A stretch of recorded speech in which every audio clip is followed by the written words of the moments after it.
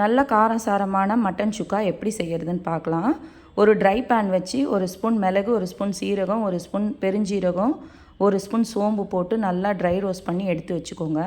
இப்போ 1/2 கிலோ மட்டனை சுத்தம் பண்ணி மஞ்சத்தூள், இஞ்சி பூண்டு பேஸ்ட்டு போட்டு ஒரு 6 விசில் வச்சு எடுத்து வச்சுக்கோங்க. இப்போ அதே பேனில் 3 ஸ்பூன் எண்ணெய், பட்டை, லவங்கம், பிரிஞ்சி இலைலாம் சேர்த்துக்கோங்க.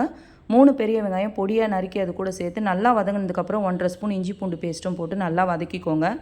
ஒரு பழுத்த தக்காளி அது கூட சேர்த்து நல்லா வதங்கினதுக்கப்புறம் மிளகாய் பொடி, கரம் மசாலா பொடி, மஞ்சள் பொடி, தனியா பொடி எல்லாத்தையும் சேர்த்து நமக்கு காரத்துக்கு ஏற்ற மாதிரி அளவு எடுத்துக்கோங்க. சேர்த்து நல்லா மிக்ஸ் பண்ணி வேக வச்ச மட்டன் அதில் எடுத்து போட்டு நல்லா கலந்து தேவையான அளவு உப்பு போட்டு மூடி வச்சுருங்க. ஒரு 10 நிமிஷத்துக்கு நம்ம ஊற்றின தண்ணியோடு நல்லா சுருண்டு வந்துடும்.